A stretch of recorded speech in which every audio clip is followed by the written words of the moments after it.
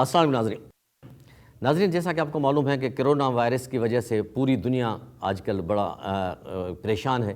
پاکستان بھی ان ملکوں میں شامل ہے جس میں کرونا وائرس کی وجہ سے لوگوں کافی پریشان ہیں، لیکن اللہ کا شکر یہ ہے کہ پاکستان میں ایسی صورتحال نہیں ہے، کوئی آج تک کوئی ایسا کیجویلٹی نہیں ہوئی ہے، لیکن کچھ افیکٹڈ لوگ ضرور ہوئے ہیں۔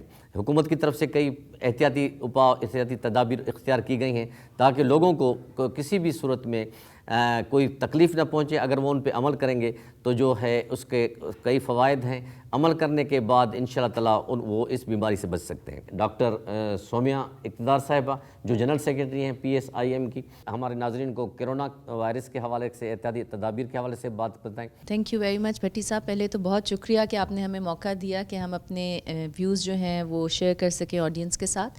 کرونا کیونکہ پنجاب کی جو ٹاسک فورس کا اس کا میں حصہ بھی ہوں، تو ہم نے پنجاب کے لیول پہ پہلے آپ سے شیئر کروں گی، اور میری گزارش ہوگی کہ ہم اس کو نیشنل لیول پہ بھی ایسے ہی ریپروڈیوس کریں۔ ہم نے گائیڈ لائنس ڈیولپ کی جو کہ WHO ورلڈ ہیلتھ آرگنائزیشن اور جو ہماری فیڈرل منسٹری آف ہیلتھ ہے اس کے تعاون سے ہم نے جو گائیڈ لائنس ہیں وہ ایشو کی ہیں۔ اس کے لیے ہم نے ٹریننگ سیشنز کنڈکٹ کرائے جو پوائنٹس آف انٹری ہیں، جہاں 5 انٹرنیشنل ایئرپورٹس ہیں ہمارے پاس پنجاب میں، جس میں سیالکوٹ ہے، ملتان ہے، فیصل آباد ہے، لاہور ہے۔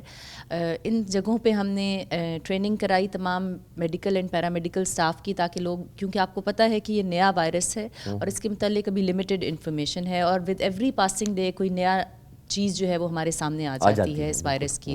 سو ہمیں اپڈیٹ کرنے کی ضرورت ہے اپنے میڈیکل پروفیشنلز کو بھی، اور پبلک اویئرنیس کی بھی اس میں بہت زیادہ ضرورت ہے، کیونکہ اس کی کوئی ویکسین دستیاب نہیں ہے، کوئی ایسی اینٹی وائرل موجود نہیں ہے جو اس کا علاج ہے، جو اس کے لیے ڈیفینیٹیو ٹریٹمنٹ ہے۔ تو اس میں زیادہ جو ہمارا زور ہے وہ انفیکشن پریونشن اینڈ کنٹرول پہ ہے، اور انفیکشن پریونشن اینڈ کنٹرول کا جو بیسک پرنسپل ہوتا ہے وہ یہ ہے کہ آپ نے ہاتھوں کو سینیٹائز کرنا ہے، ہینڈ واشنگ ٹیکنیکس لوگوں کو سکھائیں، بچوں سے شروع کرنا چاہیے، ہاتھ دھونے کا صحیح طریقہ بتائیں۔ کچھ سٹیپس ہیں ہینڈ واشنگ کے کہ 20 سیکنڈ کے لیے ایٹ لیسٹ پانی اور صابن سے آپ ہاتھوں کو دھوئیے۔ 20 سیکنڈ سے؟ جی 20 سیکنڈ۔ اور اگر آپ مجھے اجازت دیں گے تو میں ہمیشہ آڈینس کے لیے بتاتی ہوں کہ کیا سٹیپس ہیں جو آپ یوز کریں۔ سو ہاتھوں کو اس طرح دھوئیے، ویب اسپیسز کو ضرور کلین کیجیے، جو آپ کے ناخن ہیں اس کے اندر جراثیم پھنس سکتے ہیں ان کو ضرور کلین کیجیے۔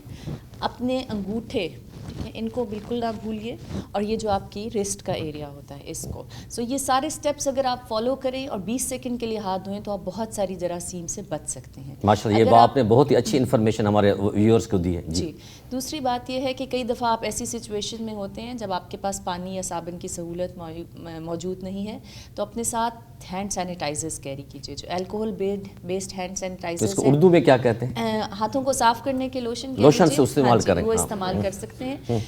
ان لوشنز کے استعمال سے بھی آپ جراثیم کو جو ہے وہ دور کر سکتے ہیں۔ اس کے علاوہ ماسک کے متعلق ابھی لوگوں میں ایک اسکیئر پھیل جاتا ہے اور ہر کوئی ماسک پہننا شروع کر دیتا ہے۔ سو ماسک ہر بندے کو پہننے کی ضرورت نہیں ہے۔ ماسک کنٹین کرتے ہیں جرمز کو تھرو سیکریشنز، جو سیکریشنز میں جرمز ہوتے ہیں وہ دوسرے تک نہ پہنچے۔ تو جو لوگ سمپٹومیٹک ہیں، جنہیں فلو لائک النس ہے، کاف ہے، چھینک رہے ہیں، کھانس رہے ہیں، ان کو ماسک پہننے کی ضرورت ہے تاکہ وہ سیکریشنز دوسروں تک نہ پہنچے۔ عام لوگوں کو ماسک پہننے کی ضرورت نہیں ہے۔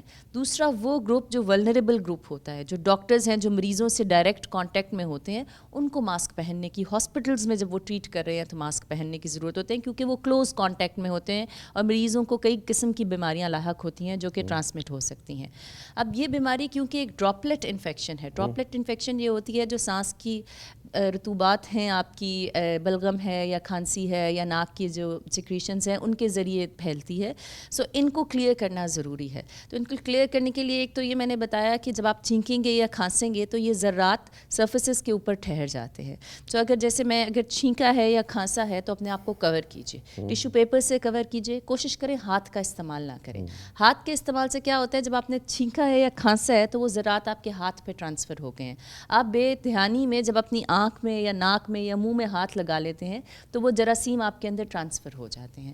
اسی طرح اگر آپ نے کسی سرفیس کے اوپر چھینکا یا کھانسا ہے تو وہ ذرات وہاں ہو گئے۔ اب کسی اور شخص نے آ کے وہاں ہاتھ رکھا ہے تو وہ اس کے ہاتھوں پر لگ گئے ہیں، اور اگر اس نے اپنے منہ کو یا ناک کو ہاتھ لگا لیا تو جراثیم اس میں ٹرانسفر ہو جائیں گے۔ سو اسی لیے بار بار ہاتھ دھونے کا بتایا جاتا ہے۔ میری زندگی کا مشن ہے کہ ہم ایک پبلک اویئرنیس کے سیمینار ضرور کریں، کیونکہ ہیلدی لائف سٹائل اور کیا احتیاطی تدابیر ہے۔ اب جو دور ہے وہ پریونٹیو میڈیسن کا دور ہے، جو کیوریٹو پریونٹیو میڈیسن ہے وہ بعد کی بات ہے. ہم نے پہلے پریونشن پہ کام کرنا ہے, بیماریاں سے بچاؤ پہ کام کرنا ہے, اگلی سٹیج پہ ان کا ڈائگنوسس اور ٹریٹمنٹ آتا ہے. ناظرین, آپ نے بات سنی کہ کرونا وائرس سے ڈرنے کی ضرورت نہیں ہے, صرف احتیاطی اپاء آپ پہ لازم ہے.